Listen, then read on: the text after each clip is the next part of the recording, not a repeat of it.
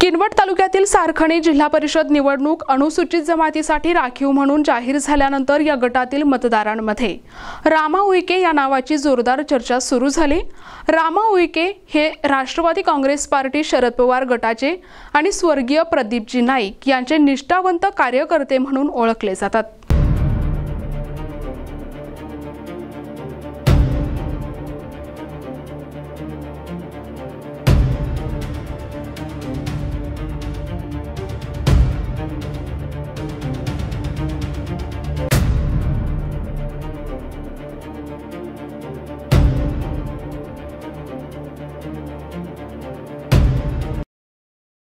रामा उईके यांनी सामाजिक कामे करत जनतेच्या कामातही मोठा हातभार लावलाय। त्यांनी आतापर्यंत आपली राजकीय कारकीर्द अतिशय उत्तम रीतीने पार पाडली आहे। स्वर्गीय माजी आमदार प्रदीप नाईक यांचे निष्ठावंत आणि खरे कार्यकर्ते म्हणून त्यांची ओळख आहे। रामा उईके राष्ट्रवादी काँग्रेस शरद पवार गटाकडून सारखणी जिल्हा परिषद गटातून तिकीट मिळण्यास इच्छुक आहेत आणि निवडणूक लढण्यास तयार आहेत। पार्टी किंवा पक्षाने तिकीट दिल्यास मी स्वखुशीने अतिशय आनंदाने विजय खेचून आणण्याचा प्रयत्न करणार आणि निवडून आल्यावर सारखणी जिल्हा परिषद गटातील सर्व विकास कामे आणि जनतेची कामे निस्वार्थपणे करेल असे त्यांनी सांगितले आहे।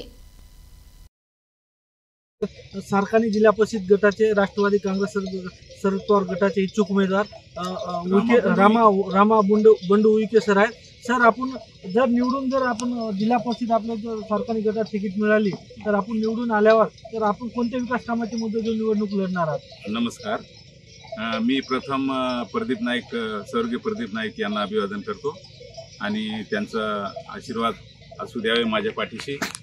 आणि या ठिकाणी ज्यांनी आता सध्या नेतृत्व करत आहे या तालुक्याचे असे आमचे आदरणीय बेबीताई तसेच कपिल नाईक हे सुद्धा आमचे नेतृत्व करत आहे। त्यांच्या आदेशानुसार त्यांच्या वरिष्ठानुसार मी जवळजवळ या सारखणी गटातील राखीव गटातून मी जवळजवळ 28 गावापैकी मी 25 गावं मी फिरलेले आहे। प्रत्यक्ष मी भेटी दिलेल्या आहे गावाच्या लोकांना। त्याच्यामुळे नाही का मला प्रतिसाद जास्त मिळत आहे, खूप छान प्रतिसाद मिळत आहे।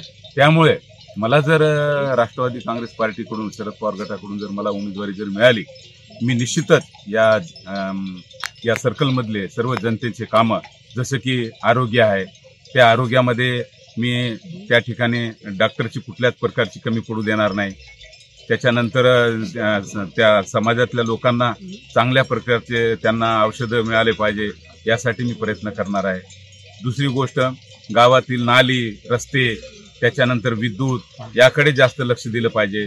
त्याच्यानंतर स्वच्छ पाणी पुरवठा हे सुद्धा मी त्याच्याकडे लक्ष देणार आहे आणि त्यांना त्यांची व्यवस्था करून देणार आहे। दुसरी गोष्ट शैक्षणिक बाबतीत आहे, शिक्षणाच्या बाबतीतही अतिशय या समाजातील लोक सर्व समाजातील लोक बहुजन समाजातील पालकांची मुलं हे अतिशय म्हणजे त्यांना शिक्षणापासून ते दूर आहेत।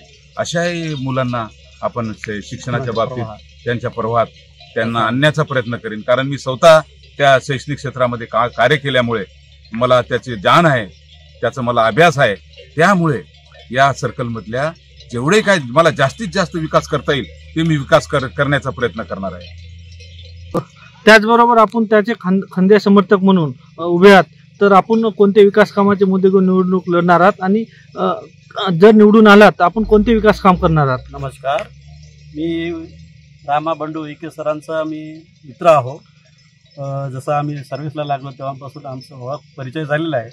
ते किनवट या ठिकाणी आल्यामुळे त्यांचं आम्हाला जवळून म्हणजे मित्रत्व लाभलं आहे। तेव्हापासून आम्ही एका ठिकाणी आम्ही राहत असो, राहून आम्ही सर्व्हिस करत आम्ही आतापर्यंत जे आहे ना एवढं सर्व्हिसच्या संपल्यानंतर सुद्धा आम्ही असं प्रेमानं आम्ही मित्र या नात्याने प्रेमानंच आम्ही राहतो वागतो आणि त्यांचा स्वभाव मला जवळून माहीत आहे, कारण काय खूप वर्षापासूनचा माझा सहवास लाभलेला आहे सरांचा। आणि सर असेच आहेत की निस्वार्थी भावनेचे आहेत, निस्वार्थी निर्व्यसनी इमानदार अशा माणसाला समजा असे माझ्या मित्रांना जर समजा शरद पवार गटाकडून जर सारखणी गटात राखीव झाल्यामुळे उमेदवारी जर लाभली किंवा मिळालं तर नक्कीच त्यांनी या आपल्या सारखणी गटाचा विकास केल्याशिवाय राहणार नाहीत असं मला तरी ग्वाही किंवा वाटतोय। कारण काय आहे की हा इथं हा सारखनी गट एवढं मागासलेपणाचं आहे किंवा मागा आहे बऱ्याच गोष्टी मूलभूत सुविधापासून, तर ते नक्कीच त्यांनी जर निवडून आलेत आणि आणि पक्षाने जर संधी दिली निवडून आलेत तर नक्कीच त्यांनी त्या सारखनी गटाचा कायापालट केल्याशिवाय राहणार नाही असं मला वाटते. एकंदर मी ग्वाही देतो. प्रतिनिधी सचिन जाधव, NTV न्यूज मराठी, नांदेड.